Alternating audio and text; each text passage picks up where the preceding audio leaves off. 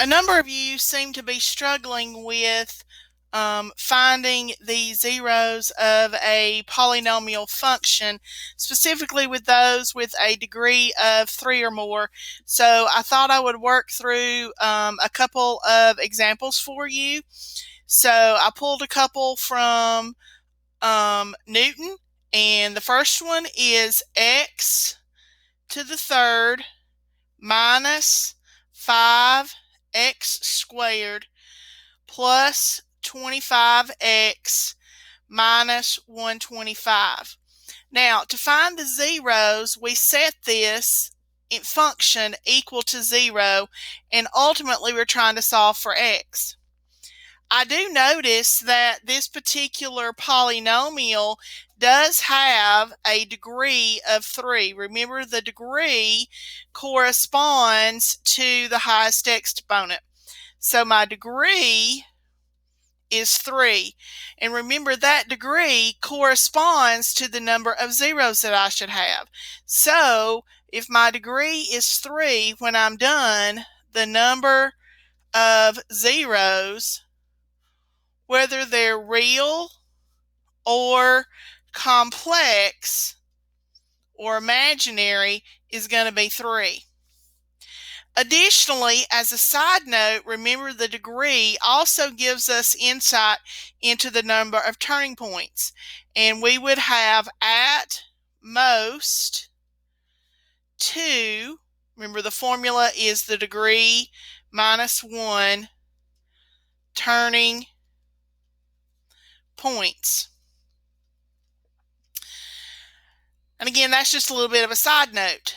Since I have a degree of 3, I could try grouping, which is a function of factoring to complete the problem, which I think actually in this scenario works. If we group the first 2 pieces together and the last 2 pieces together, I can treat the first 2 pieces as a group, and they have x squared in common, and I'm left with x minus 5.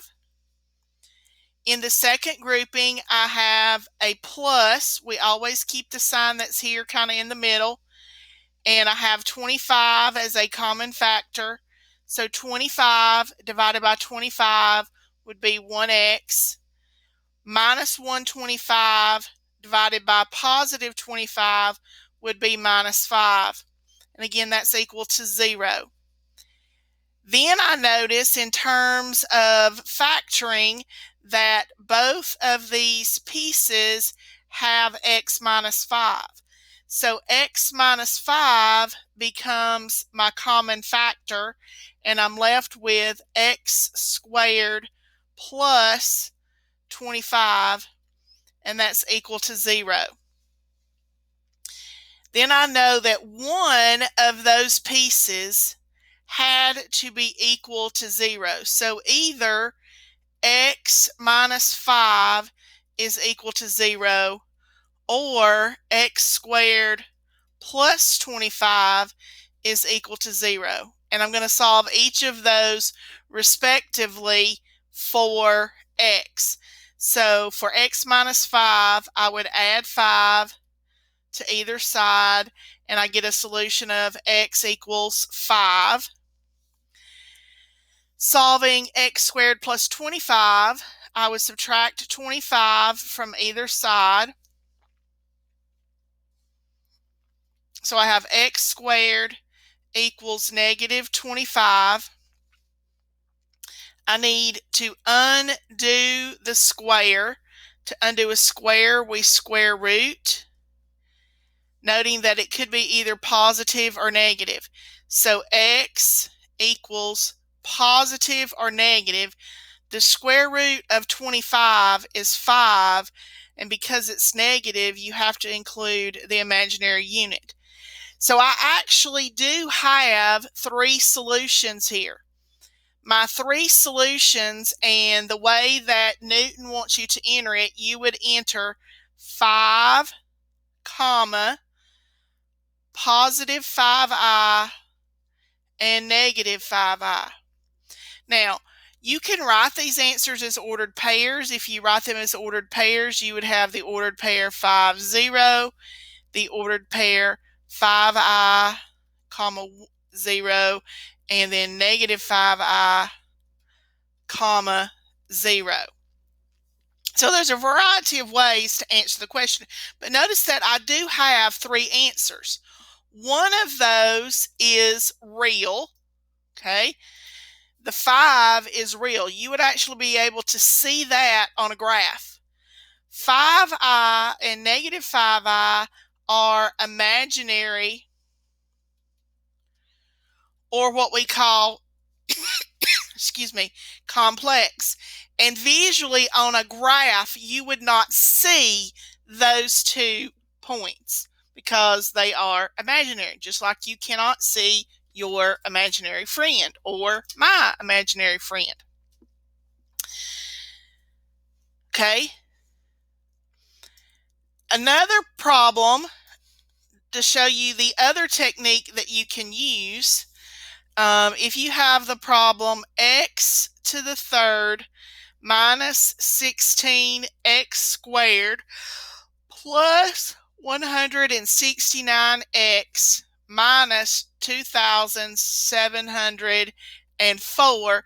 Again, we're going to set that equal to 0 so that we can ultimately solve for x, which gives us the zeros or the x-intercepts.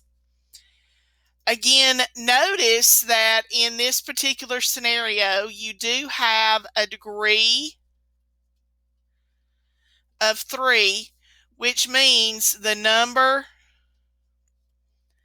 of zeros, again, real or complex, is going to be 3. It does also identify for us the number of turning points, so we would have at most 2 turning points. Again, that's just extra information kind of to help you remember it. Now again, we could try factoring by grouping. This one doesn't jump out at me as if it's going to do that. So another option that you have is to perform synthetic division. And to use synthetic division, we're going to create a list of possibilities. We apply what's called the rational root test or the rational zero test, and we consider the constant, which is 2704. It's typically referred to as P.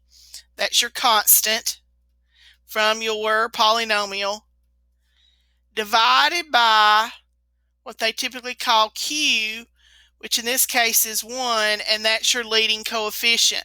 The leading coefficient is the number in front of the highest degree. And so then we want to list out all of the numbers that we can multiply together and get 2,704. So we would have 1, 2, 4, 8, 16, 13, I got a little out of order there, 208, 169, and I did these earlier so that I'm not just doing them off the top of my head.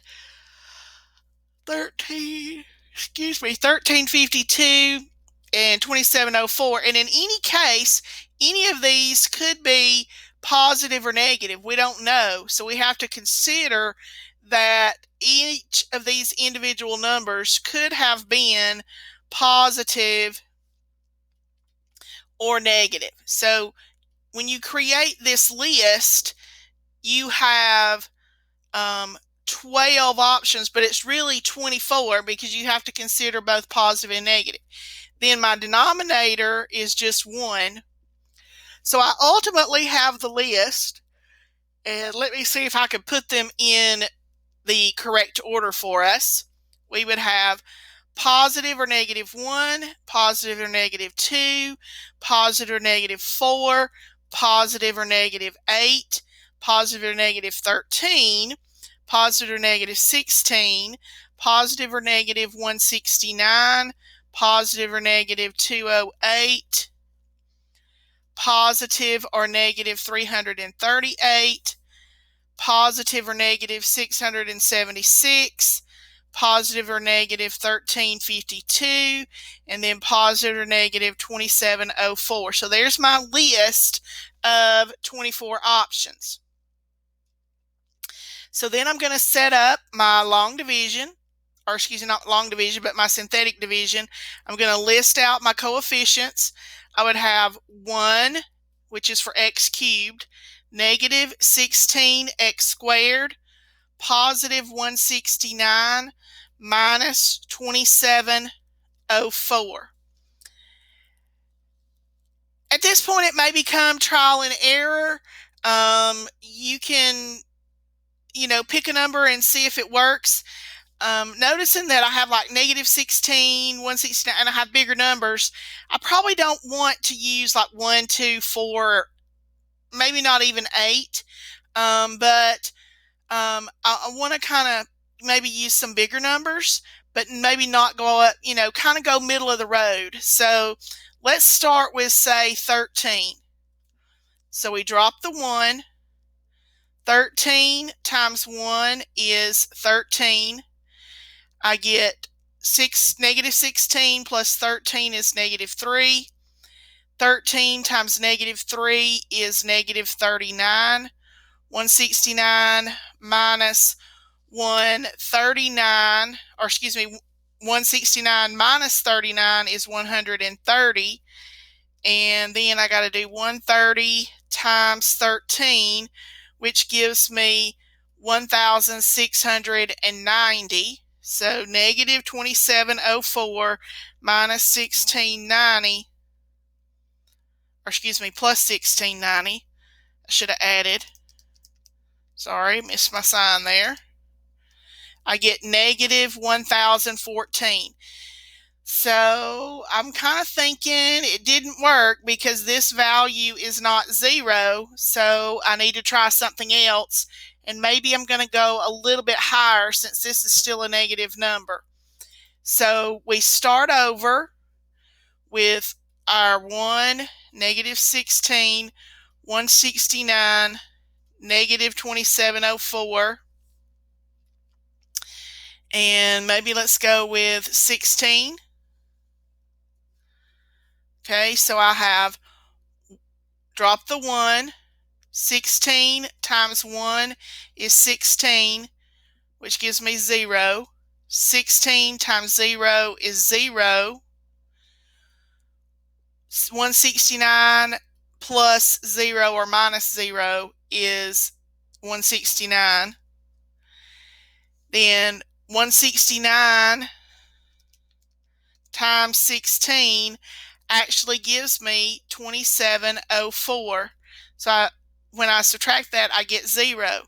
So I've just found that 16 is one of my zeros.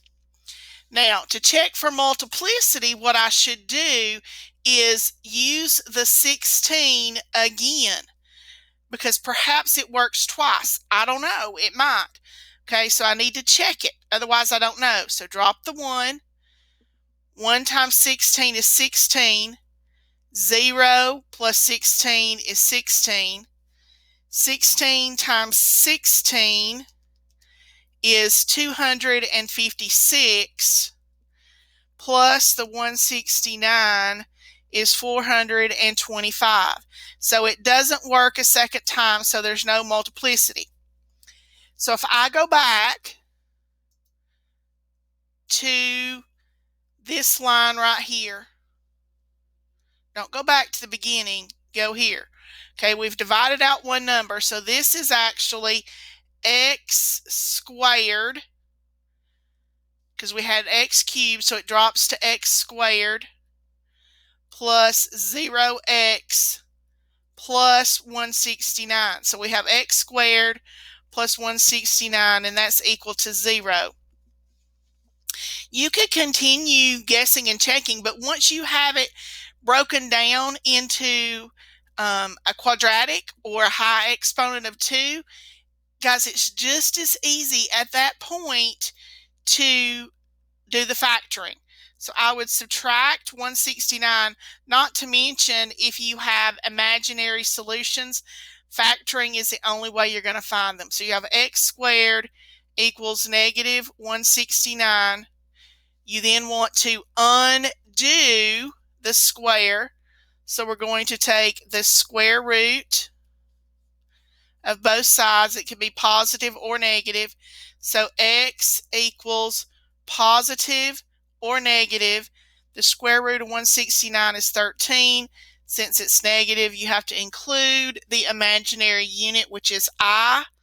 So our solutions are 16, which is a real value that you would see on the graph, positive 13i, which is an imaginary solution, and negative 13i. And again, notice you're getting 3 answers. 1 is real, 2 is imaginary. So hopefully that will help and answer some of your questions about multiplicity, about how to find the zeros, and so forth.